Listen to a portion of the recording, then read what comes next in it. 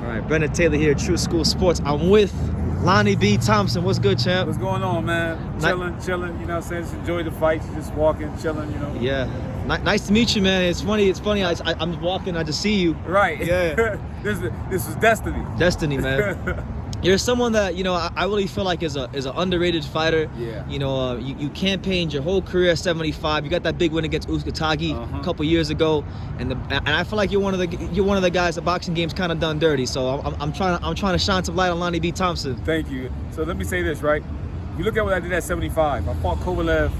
I was just talking to somebody about this, right? I said, how come Canelo can lose to Floyd? Yeah. With 40 professional fights and been in how many world title fights up until that point? Yeah. Lose and say, oh, it was too early. He was world champion, 40 professional fights. Been in how many title fights? Like at that point, I think around 8 or 9. Exactly. Me, I lose to Kovalev with 11 professional fights at 23 years old, and I'm a bum. Yeah. You know what I'm saying? I was just talking, that's crazy. I was just talking to somebody about that. And if you look at what I did after I beat Kovalev, I beat top contenders. And when I fought for number 8 spot in the world in at light heavy, at weight class I'm too small for, I crushed a guy with 14 professional fights. Like, how come my career didn't blossom after that? You know what I'm saying? They set me on the bench for 2 years. Yeah. Like in boxing, right? They got who they want to make a star already. Absolutely. So me, it's like I'm too good. Like, so they keep the stars away from me. Like with Uzcategui, that really was like a death trap. But I'm so good that, you know, it really didn't matter. Like, as long as I made the weight the right way, I knew Uzcategui couldn't do nothing with me. Like nothing. Like, you know what I mean? Like, how do I get a win? I beat a guy like that. If you look at the way Caleb beat him, the way I beat him, it's like apples to oranges. Like, Caleb won the fight, don't get me wrong, but Caleb struggled. Me, I dominated him. I dominated for the opening bell. The rounds he won, I gave him those rounds. You know what I'm saying? And I know for a fact no 68, not David. I know no 68 can beat me. No 68 can beat me. Yeah. Like, now I believe that's why I haven't fought in 2 years, and I'm glad like people got common sense. Cause I was just at the fights, everybody coming up to me like kind of like aggravating me, like, yo, you supposed to be fighting David. And I'm like, you think I don't know that? Of course. Like, it's like sitting on the bench for 2 years. You think that's like something I chose to do? No. It's just that the boxing world, the boxing powers to be, you know, they just like, oh, you too dangerous, you know. Like, I just know these 68s just not good to me. Like, I mean, they decent, but like, for example, David's fighting another blown up 54-pounder. Kyron Davis, yeah. Yeah, like, and no, the kid's not a bad fighter, but he's too small for David. Yeah. Like, you know what I'm saying? Now, David's gonna knock him out. David's gonna be the baddest thing walking. You know what I'm saying? If you look at the guys out, if you compare my record to a lot of these so-called killers' record, there's no comparison. There's no comparison. Yeah. I've been in tough after tough after tough after tough fight, and I'm dominating. And the fights that I so-called lost, how come you can't find them on YouTube nowhere? Good point. And the crazy thing is too, like, you have 5 losses on your record, but 4 of them were by split. The only guy that beat you was prime Sergey Kovalev. A guy that was knocking out everybody. Mind you, I was 23 years old. Yeah. I had 11 professional fights. I had no business in the ring with him. But look, I ain't been hurt. I ain't even been close to being hurt. You don't sound punched on. You sound coherent. You got your faculties in check. You know. And mind you, I'm 36 years old. And Uzcategui was what, 26 when I fought him? 27? Something like that, yeah. And he couldn't even keep up. I was 34. Name me one fighter in the last 25 years that moved down the way at 34 years old and beat a world champion there, their first fight there. On the 2 weeks notice. That moved down. That don't happen. That's unheard of. And beat him easy. It wasn't even like close. It was a clear win for me. Beat him easy. Just name me one fighter. I can't name him. I'm pretty good at boxing, but I can't name him. Like, I'm great. Like I'm a great underrated fighter, and I don't understand why. Like, I got the story, I got the look, I got the skills, I got everything, all the ingredients to be as big as a Canelo. You know what I'm saying? I really can fight. Like with me, right? They don't gotta. If you look at people like David, and this is no disrespect to David, I think he's a decent fighter. But if you look at these guys, right? These guys got managers who get them fights that match their style, that mesh well with their style. Yeah, they're tailor-made. Tailor-made for yeah. me, I'm fighting tall. You look at my record, tall guys, short guys, punchers, boxers, and I'm wiping these guys out. A lot of different looks. But and that's why I can adapt to anything in the ring. With me, I don't need nobody to manage me. I just need somebody to get me in the ring. Yeah. Because I can break down whatever my opponent is doing. Like everybody, like, oh, you and David would be a great fight. And, you know, I do believe that, but I've seen a million Davids. Yeah. I seen a million Davids. You know what I'm saying? I seen a million Canelo. Like, you know what I'm saying? Like I just don't. And then fighting at like heavy for so long, and then moving down to 68. It's like I thought Uzcategui was gonna be like everybody talk about him, the Terminator or something. Yeah, like. because me, I never underestimate nobody. So I'm like, oh, this is gonna be a tough fight. But when I got in there, it's like the 4th round. I'm like, oh man, he done. He tired already. I'm just getting started. Yeah. And then I tore my labrum. If I didn't do that, I would have stopped him. Yeah. You know, mind you, on the 2 weeks notice. And people don't know this, but I ain't get no training expense money for that fight, and I sparred 1 time for the fight. I had 1 sparring session for that fight. Absolutely. Let me ask you this, Lonnie, because a lot of people, because you know how boxing is, sometimes boxing chooses who they want to market, who they don't want to market. Right. So maybe you get lost in translation to the average casual boxing fan, and this may be somebody's first impression of you. Yeah. Why should someone want to follow Lonnie B. Thompson? Because I'm the baddest motherfucker on the planet. Oof. I'm the best super middleweight to ever touch a pair of gloves. Like when it's all said and done, I'm gonna be mentioned with James Toney, Mike McCall. I'm cut from Nacloth. Like these other, listen, and this is why I'm not just talking on my ass. This is on, I got a reason for everything I'm saying. Like I said, my first point, name me one fighter in the last 25 years that moved down the way at 34 years old and be the world champion. Easy. Just one. Just one fighter. I can't. Name me one fighter in the top 10 that never been busted for anything. Nothing. Oh no, most of boxing's on PEDs, like the contenders. I mean, you got a handful of guys that are doing it the right way, taking Nevada testing and stuff like that. But it's boxing picks and chooses who they want to report and don't report. And, exactly. See, you know. And I know this because I have friends that are in the fight game. Exactly. And me, never been. Look at my record. Never been caught. And I've been in big fights. Never been caught, busted for nothing. Just hard work and dedication, like the great Floyd Mayweather say. Yeah. Hard work and dedication. And going out there and getting it, you know what I'm saying? And that's why when you mention the greats, you're gonna have to mention my name, like, you know what I'm saying? And name me another fighter that's been avoided that's avoided at 36 years old. At 36, that guys don't even want to, like, nah, no, not him. I'm 36. In boxing, they say that's old. That's ancient. That's it. Yeah. So how come I can't get a fight? You don't look 36. Right. Like, listen, if I'm so old, then put y'all killers in there. They put one in there with me. He got his ass whooped. And now you can't get enough fights to 68. It's kind of like what happened to you. Kind of reminds me what happened to another good friend of mine in boxing, Adrian Granados. He was at 140. Yep. They put him in there with Amir Imam.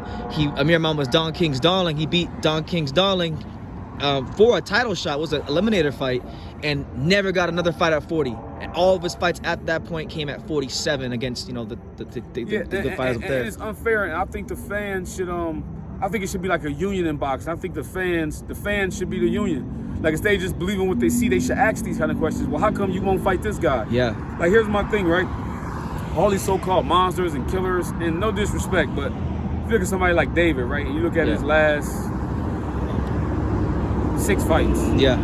I mean, I tell the truth. Like I said, I think David's a decent fighter. But they call him a monster because he beat Porky Medina. Like, I really want to know, like, Ronald Gavril, and I like Ronald, but come on, who's really 60-pounder. Jellion Love was really a 60-pounder. I thought Dennis Douglas was beating him until he got tired. He's a 60-pounder. Yeah. Now he's fighting a blown-up 54-pounder. So y'all calling him a monster because he beat those guys? If I fought those guys and I hit those guys, I'm a flatliner. Yeah. Like, you know what I'm saying? Like, I'm fighting heavyweights my whole career, because light heavyweight is really a heavyweight. Yeah. They're rehydrating at 200 pounds. That's true. You know what I'm saying? And I'm crushing them. Go look at what I did to Earl Newman, the kid that won the Golden Gloves. I remember. Yep. Won the Golden Gloves. Good. So, like, crushed him like he ain't been the same since. Yeah, he looked bad. And he used to be a heavyweight. Yeah. And I crushed him. And if they wouldn't have hated on me, I'd have stopped him in 3 rounds. The kid I fought before that, the kid in California, I knocked out 16-0 with 15 knockouts. Mm-hmm. Stopped him in 2 rounds. He ain't fought since. You know what I'm saying? So you're saying you ruin careers. These managers won't put you in the ring because when they put the fighters in the ring with you, their fighters will not be the same moving forward. I promise you, they so-called listen, Uzcategui, look, you could tell he ain't the same. He just got caught for cheating. He don't even believe in himself no more. Yeah. He like, no, I gotta cheat. You know what I'm saying? I'm just being honest. I mean, that's facts. Like, you know what I'm saying? So it's like, not only do I beat the guy, I beat the guy mentally. You know what I'm saying? That's why when it's all said and done, you're gonna have to mention me with the greats. You know what I'm saying? Because I've never cheated, never for nothing. I'm squeaky clean. You know, these other fighters get caught for this. They be lying saying it was coke, but come on, stop it. They're walking. A lot of these guys, unfortunately, they're walking science experiments. That's what I say. Exactly. Yeah. And people like, man, like, you can fight, but you gotta get your weight down. I said, yo, I ain't fought in 2 years. I work a job. Other fighters like David, Caleb, they should have their weight down. They got the biggest power in boxing behind them. All you gotta do is focus on boxing. You know what I'm saying? They wait. If I had that, my weight would be down too. You know what I'm saying? If I was making millions of dollars to fight bums, for Uzcategui, you know how much I got paid? I don't. How much? $30,000. How much that? Well, I mean, it's not really for me to know, but like, what percentage of that did you actually take home? Because I know like fighters. Oh, I'm glad you asked that. Probably like 12,000. Oh. So when I really got like 12,000 fight a world champion. That's the boxing for you. But guess how much David was getting? I don't know how much. Almost $1 million. Yes.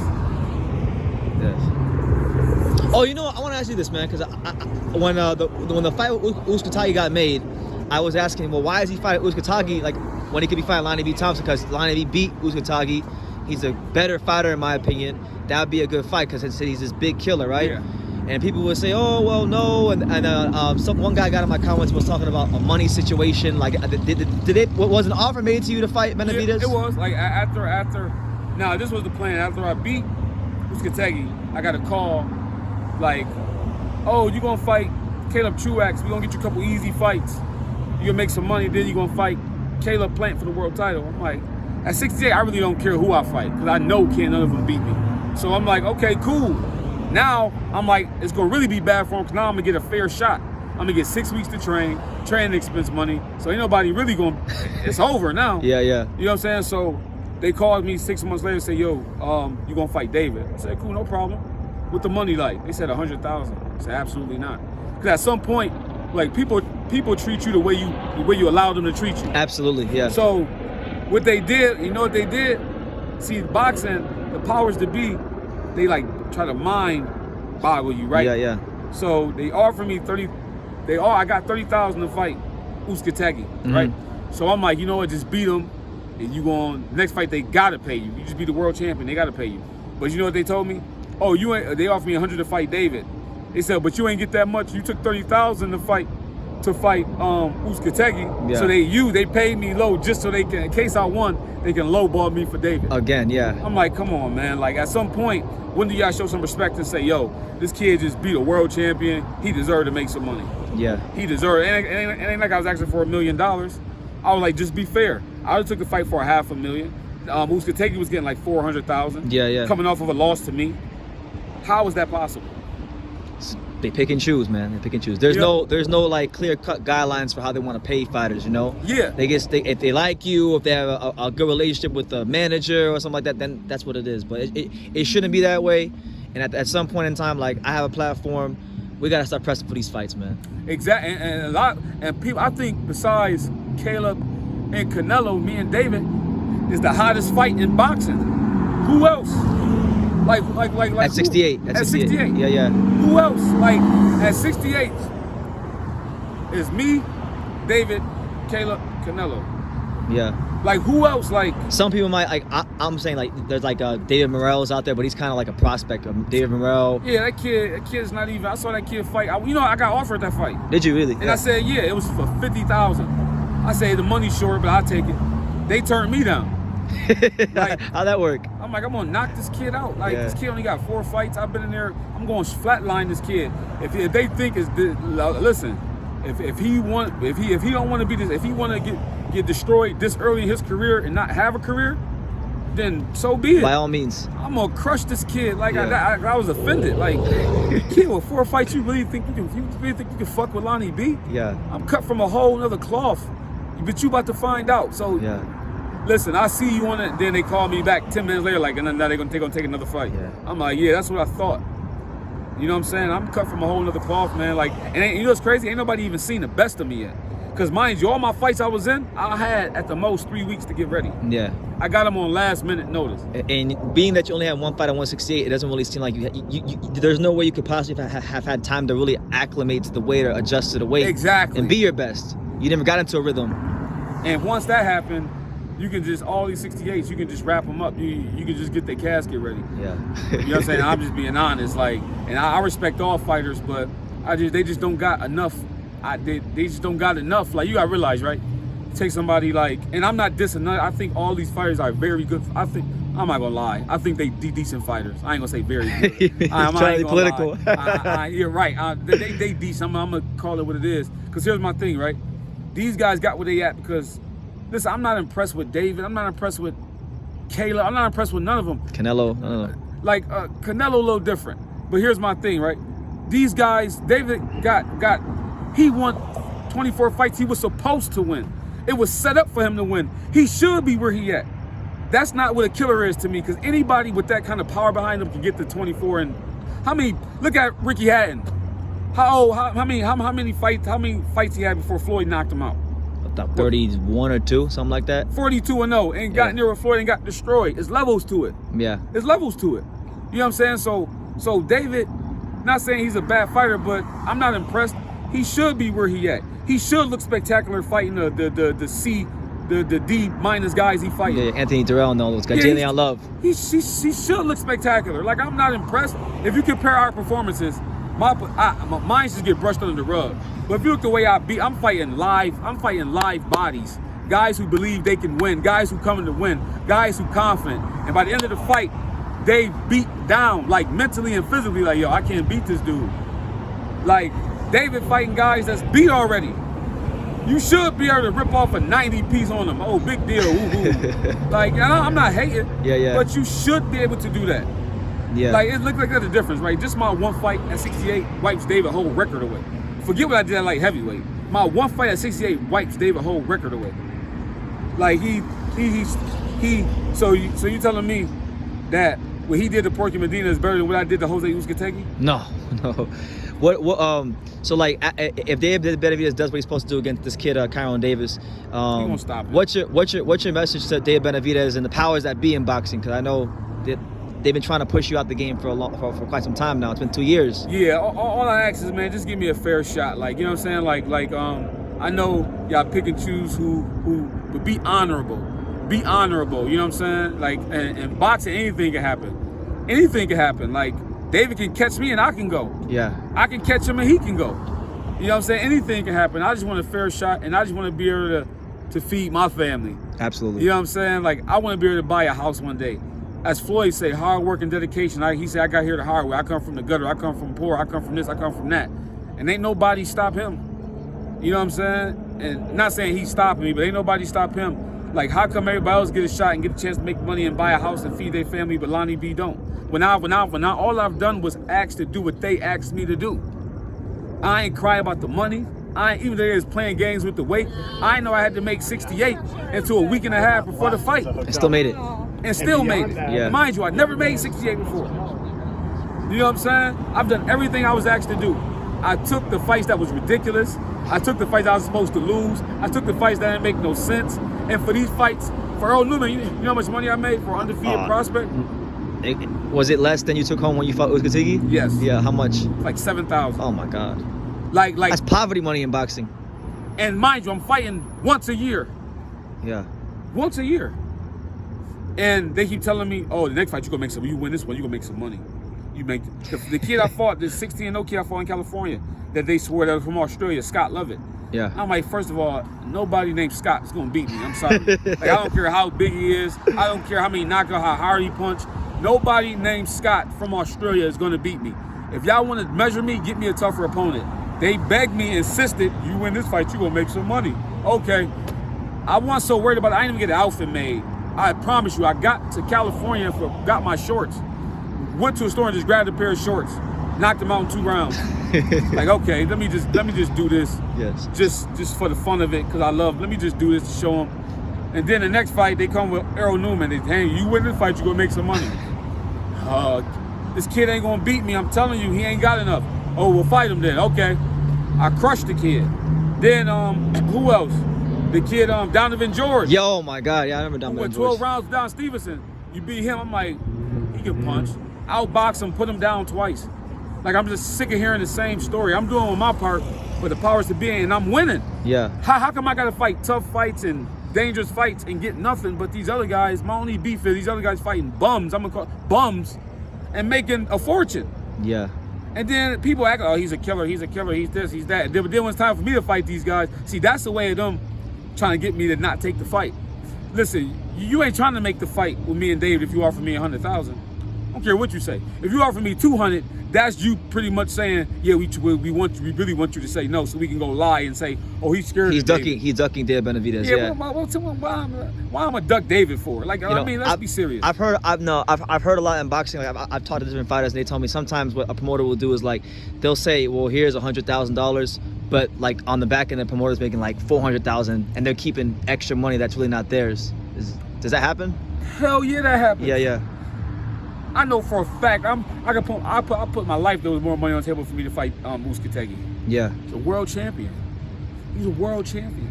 And don't hit me with that former world champion bullshit, because he was 27 years old, 26. In his prime. And coming off of a knockout win. So don't hit me with that, former world champion, because y'all was saying before I fought him, he's the boogeyman. He almost had Caleb out of there because they were setting up for a rematch. That's why he was gonna get the rematch. If he had beat me, he'd got the rematch with Caleb.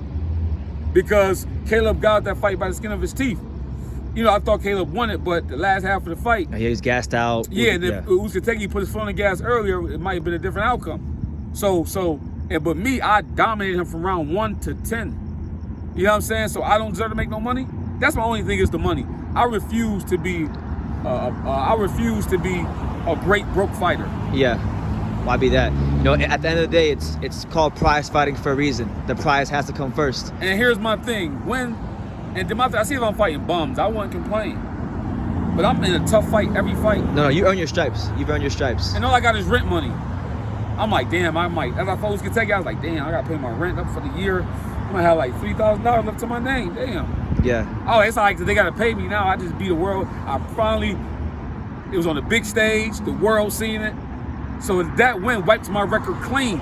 And mind you, I got 4 split decision losses with good guys. Edwin Rodriguez, who went 12 rounds with Ward. A lot of people thought I won that fight. They're like, yo, y'all was going at it. He was just too big, but y'all was going at it. The kid Hot Rod that really beat Marcus. Oh, yeah, I was at that fight, Hot Rod. And he stopped that kid, Travis Peterkin from New York. Travis Peterkin. Yeah. And he could fight. And tell you the truth, that fight would have been a draw if they didn't take the point away for the mouthpiece. Yeah. They took a point away from me for a mouthpiece. And then they cut the fight to an 8-round and was supposed to, if I had 10 rounds, I'd have stopped them. Oh, they pulled that on you? Yeah. It's over. The fight over. I'm like, what? We got 2 more rounds. He even said if I had 2 more rounds, I was in trouble. I would have stopped if I had 10 rounds, but then they took a point. So I lose the fight on 1 point because of a mouthpiece. Bullshit. Yeah, bullshit, man. Like, you know what I'm saying? So you can just continue if you want. Yeah, you know what I'm saying? Like boxing something like this. Yeah, like so. And my thing is this: all these guys is supposed to be good, but ducking a 36-year-old. You know what I'm saying? The old man, I'm an old man. Like, what y'all worry about me for? And my thing is, I was arguing with somebody, right? Top rank. I'm about to kill Belanga. I said, I'll fight Belanga. We ain't letting you fight him. But I'm like, because you too old. I said, exactly. That's why you should let me fight him. But you might beat, but there's a good chance you will beat him. So my age don't really, you saying 2 different, does my age matter or not? The double talking. You say I'm old, but you saying I might beat him. So basically what you're saying is I'm cut from a whole nother cloth without saying it. Like, basically, we ain't letting you fight him. Hell no. Yeah. Why not? He this monster, all this knockout power. He just be knocking everybody out with 1 punch. I mean, what makes me any different? You know what I'm saying? Like, but I put my life into this, and I can't leave the sport with nothing. And if I leave the sport with nothing, I have myself to blame. Yeah. You know what I'm saying? Because my thing is this, right? If I take these fights, I'm broke. Still broke. Yeah. If I don't take these fights, I'm broke. And so I figured in my mind, well, you still got your good health, and it's better than taking a chance and having bad health and broke. You get what I'm saying? Absolutely. You know what I'm saying? So I'm like, I'm not throwing another punch until I get fairly compensated what I deserve. And that's just what it is. What do you think? Is there an exact number figure on that? Like, yep, it's high 6 figures. High 6 figures. So my thing is this, right? It's like 300,000, 400,000. More, 5, 600,000. I see making those kind of paydays. Yeah. Because look at my record. Go look at my record. Like, go look at my record. I deserve it. Like, I deserve it. I got $10,000 to fight Sergey Kovalev. In his prime. In his prime, $10,000. I ain't never made over $100,000 for a fight. My biggest purse was Uzcategui, $30,000. That's poverty money in boxing. Like people who don't know boxing, they might say like, oh well, you know, that is poverty money. You know, especially when you're talking about TV involved and you know. You fighting top caliber fighters. I'm in a tough fight every time out, and by the grace of God, all glory go to my Lord and Savior Jesus Christ that I'm coming out these fights unhurt. Yeah. You know what I'm saying? Because if I get hurt, I got a serious problem. Yeah. You know what I'm saying? Just like that, it can be over. Once fighters is dying in the ring. I mean, look what happened to Patrick Day and Maxime Dadashev and all these guys. You know what's crazy? I'm glad you brought that up. Now, when it happened, it was rest in peace, champion. Yeah. They're a champion. But they had a fucking GoFundMe to bury him. How? All these promoters who rest in peace and fake crying, the fake cry. If y'all love the man so much, how come y'all ain't paid for his funeral? Why you had to do a GoFundMe? It's true. How come they wanted an investigation on what happened there? Did y'all test the other guy and see if he was on something? Did y'all investigate to see if it was fair? How much did he get paid for the fight? Yeah. Another thing is too, why was Patrick Day fighting Charles Conwell when he just fought Carlos Adames? He's fighting two of the biggest young punchers in the division back to back. So how come nobody looked at the Patrick Day? You know? Exactly. Yeah. Exactly. But they said, rest in peace, champion. You were a champion. You know what they saying? Fuck him. So what? That's what they really saying. Oh, fuck him. So what? Yeah. Life goes on. So what? And that's boxing is becoming a genocide. It's a genocide. You got modern day Hitlers running boxing. You know what I'm saying? But I can tell you like this, and I'm doing this for the Patrick Days and all the guys who didn't get. I'm doing this. I'm putting my foot on the A side neck for the B sides to show the B sides. These motherfuckers ain't nothing, man. Don't believe the hype. These motherfuckers is punks. They really punks. Don't believe the hype. And they're human beings just like you. Just like you go out there and clip them. You can go out there and clip them and let all that money they invested go right down the drain. You know what I'm saying? Absolutely. Like, so I'm doing this for all the B sides out there, all the guys who didn't get a fair shake. I'm leading the way for the B sides, and I'm gonna put my foot. All the stuff they're scared to say, I'm gonna say it. And when I get a chance to fight, I'm actually go out there and do it to show them, man, these dudes ain't nothing, man. They all hype. That's it. They all hype. They all hype.